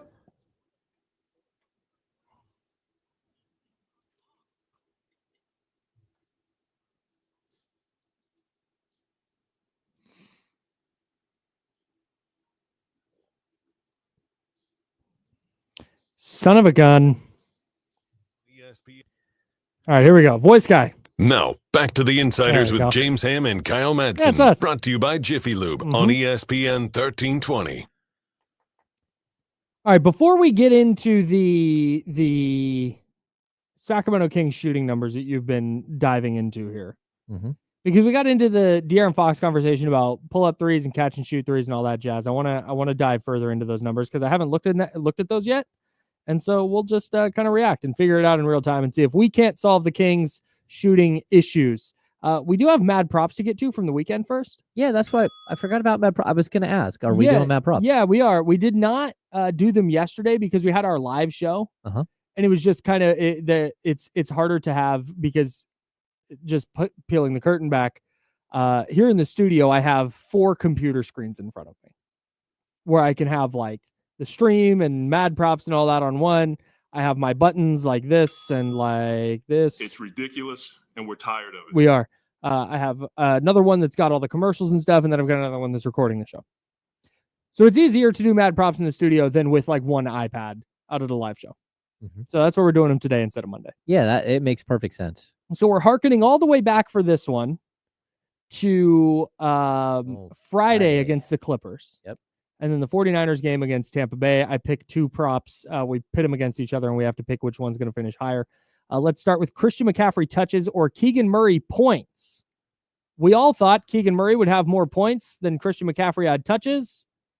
Christian McCaffrey, 19 touches, just 7 points for Keegan. Ooh. Against the Los Angeles Clippers. We all took the L? We all took the L. Oh, wow. That's tough. For the sake of the bit. Yeah. I should have done it, and I didn't. Juwan Jennings receiving yards or Kings 3-point percentage. Juwan Jennings had 93 receiving yards. The Kings shot 11.5%. Oh. So we all went Juwan on that one. That's a big time W. I think Juwan's going to be a pretty significant factor for the 49ers going. He's just good, dude. This isn't, he had one good week while plugging it. I think he's a really, really freaking good player. I told you week 1, that was a steal, that 2-year deal. Mm-hmm. And I fully like what we're seeing from him right now. Like, he is very good. Got him for basically pennies. Yeah. Insane.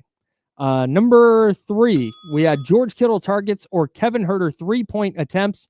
You and Jesse both went with Kevin Huerter 3-point attempts. I went George Kittle targets. I'm the big winner this time. 4 targets for George Kittle, 3 3-point attempts for Kevin Huerter against the Los Angeles Clippers on Friday. That's wild.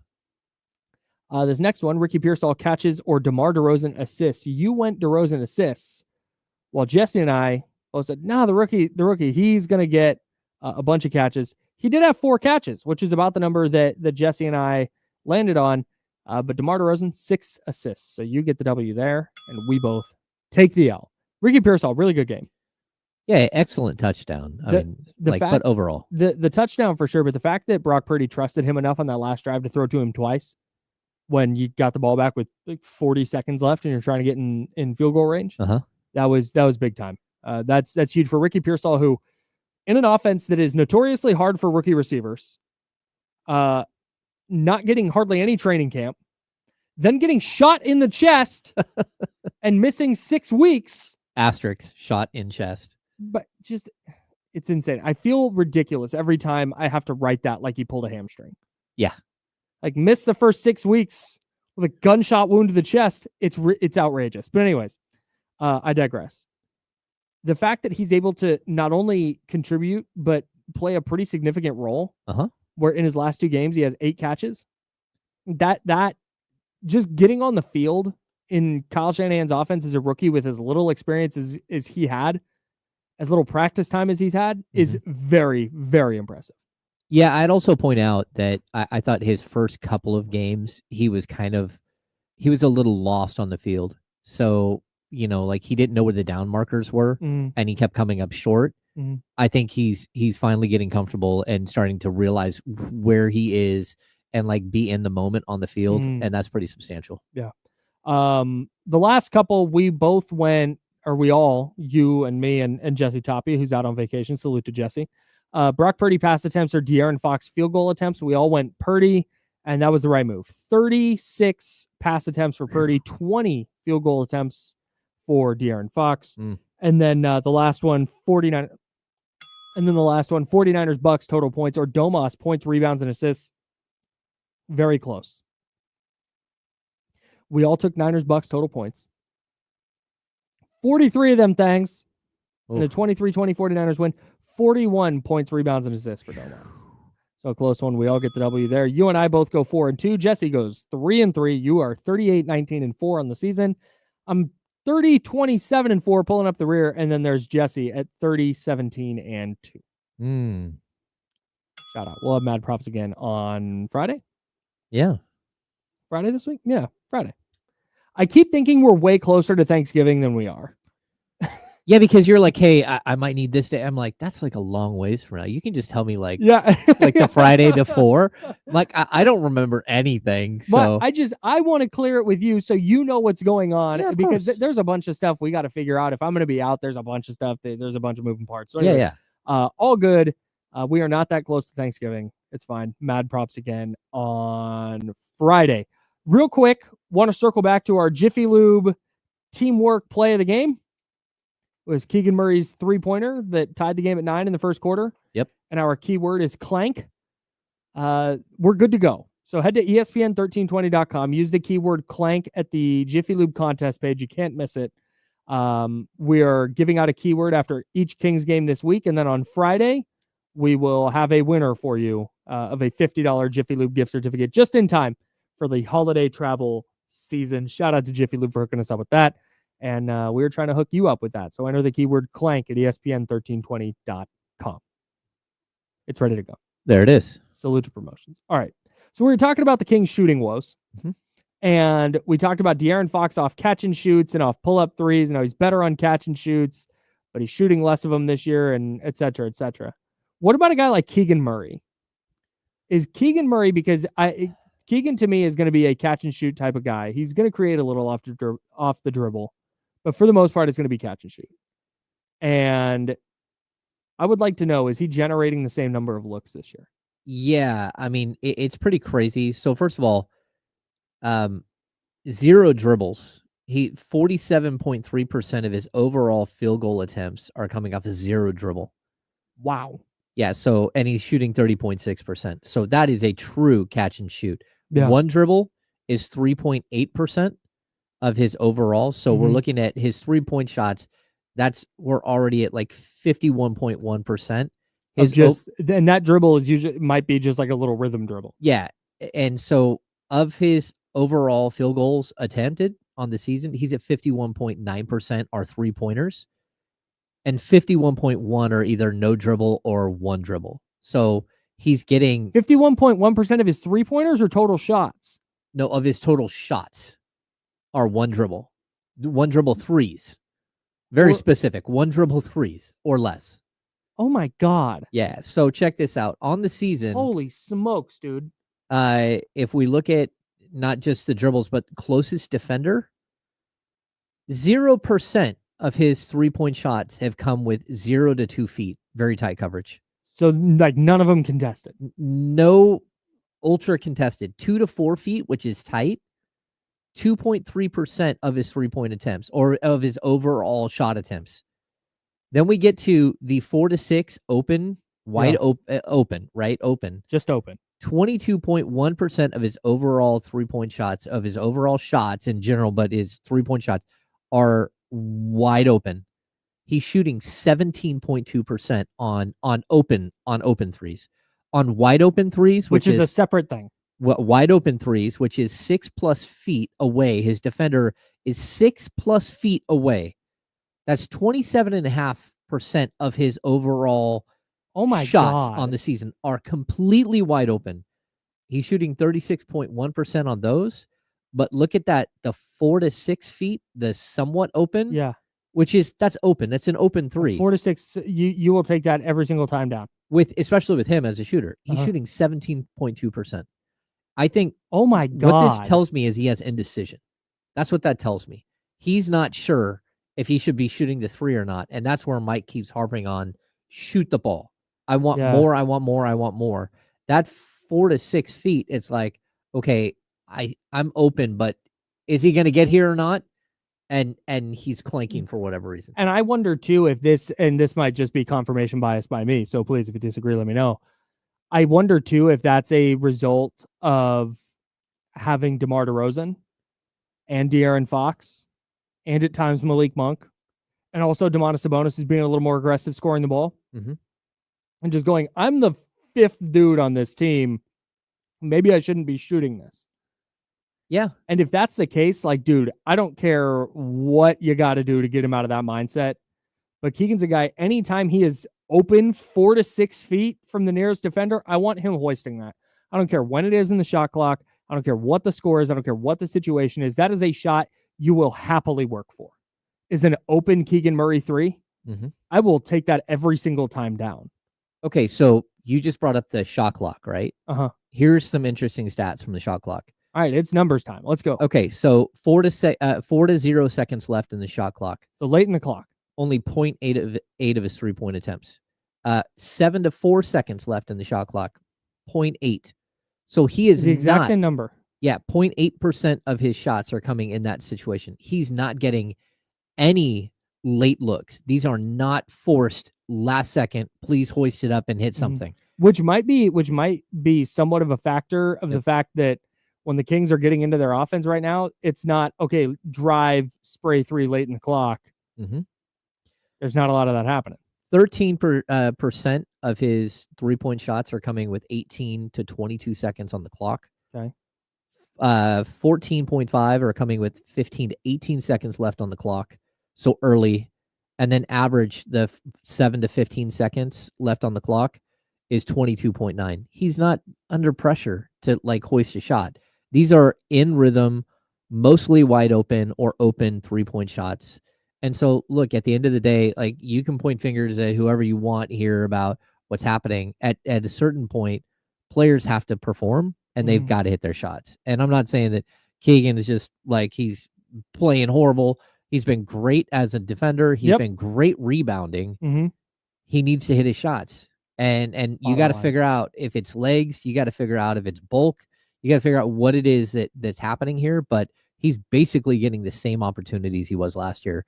And he's not hitting. And certainly the same he was as a rookie where he really hit those shots. And this is the kind of thing that if it doesn't get ironed out, if I was betting $1,000, I would bet that the Keegan Murray is not going to shoot 27.9% this year. I'm guessing at some point he climbs up at least somewhere closer to where he was at 35.8 last year, at least. Yep. And I would guess the same for Kevin Huerter. I don't know about De'Aaron Fox because of the finger, but I imagine it'll be better than 28%. Yeah, I think he'll be 33, 34, 35. Like he'll get back as long as he starts doing more catch and shoots. He should get back to it. Yeah, which is why I'm not. I'm not. This is a problem that could affect them from making the playoffs, winning a playoff series, whatever it is. Which is why it's a serious problem. But at the same time, I look at all these things and I go, okay, at some point this is going to get better.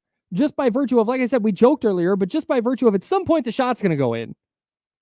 You just read all the numbers. Like Keegan's getting the looks. Oh no, he's getting the They're looks. getting the right looks.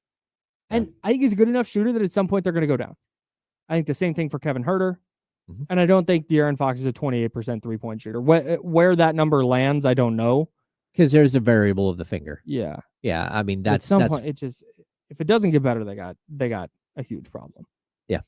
It's wild. It's wild to look at the numbers because, again, Keegan's averaging 13.5 points, 8.5 rebounds. But he has to hit these threes. And again, they're not rushed. That's the crazy thing. I thought that they'd be rushed.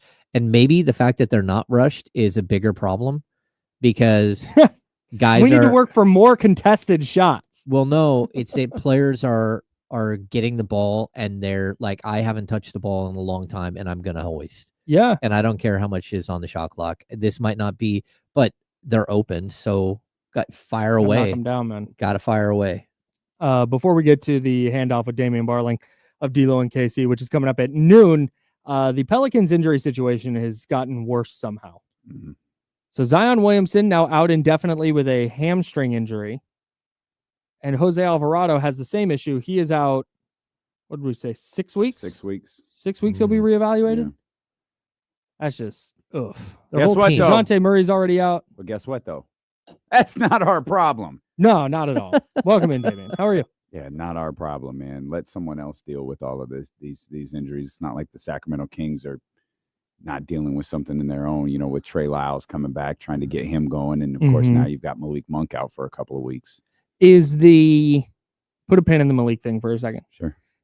Is the Kings shooting just a matter of the shots going in? I don't know, man. Like, I don't get it. It's so, and this is what we were discussing yesterday at the casino. I just don't like, it's so bad.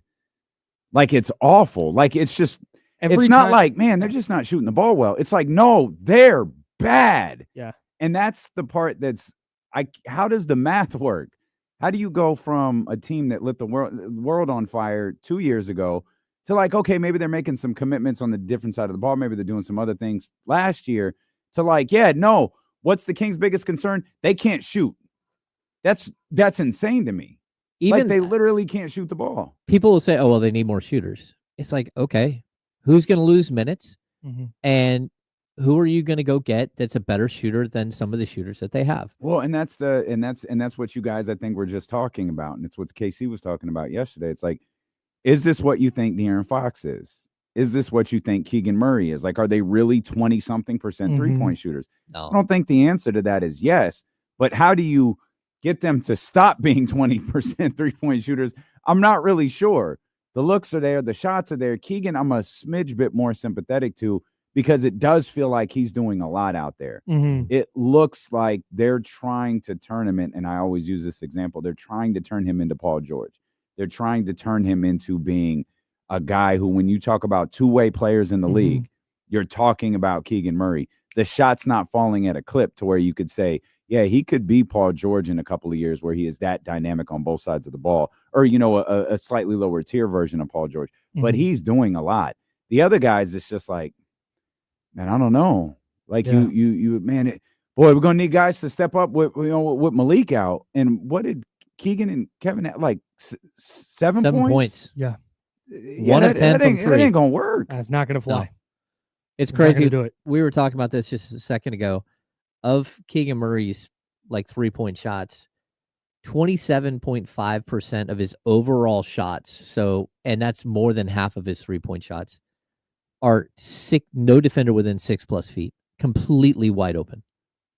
27.5 between 4 and 6 feet, wide open. He's open. 22.1% of his 51.9% shots. So between open and wide open, you're looking at 49.6 of his 51.5 3-point attempts. Like all of them are open or wide open. And he's clanking. Yeah, like from no defender 4 to 6 That doesn't feet. make any sense. The I dude's don't know how shooting you 17%. See, and I don't know what you like do. Right. That's what there's Except shoot. that's shoot. it.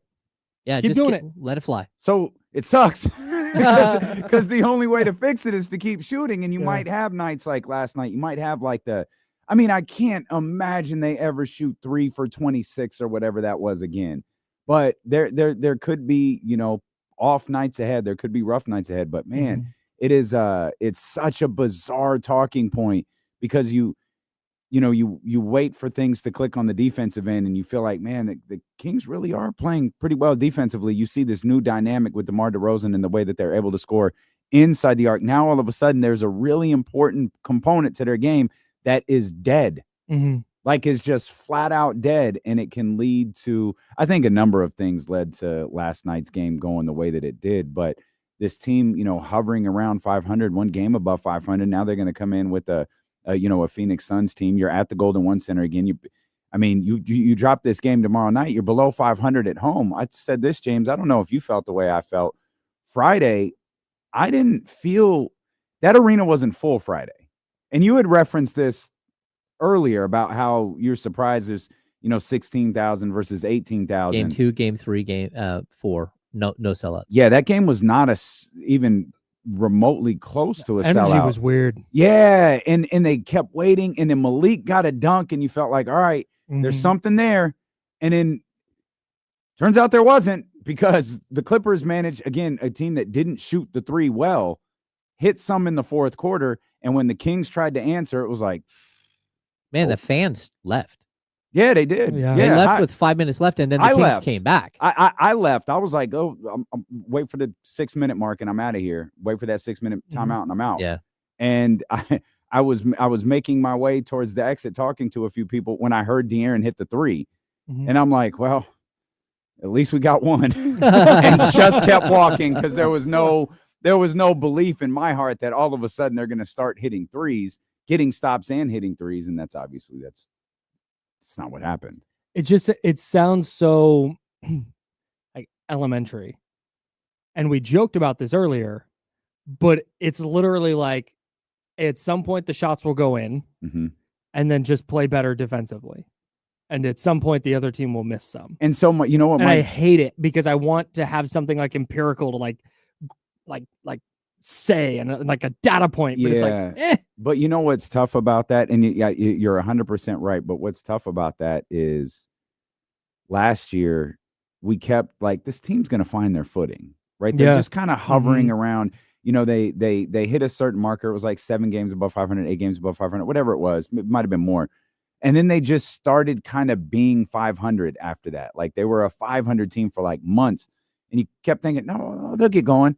They never did. And there was a certain denial, I think, that went on up until Malik's injury, where it was like, yeah, this team just might not have taken the step we all hoped. And then Malik gets hurt, Kevin gets hurt, and we've convinced ourselves that the reason the season didn't go the way it was supposed to is because Malik and Kevin got hurt. And most people ignore Kevin getting hurt and focus on Malik. Now, we could talk about, you know, the season finishing as badly as it did because of Malik being out. But the fact is they were still hovering around playing like a 500 team for that lengthy stretch. I don't know how different things would have been. They never found their footing as a team last year. And which is why, at some point this is going to happen. At some point this is going to happen. We said that last year and it didn't happen. This is obviously a completely different dynamic. This is a facet of the game rather than like an outcome of a game.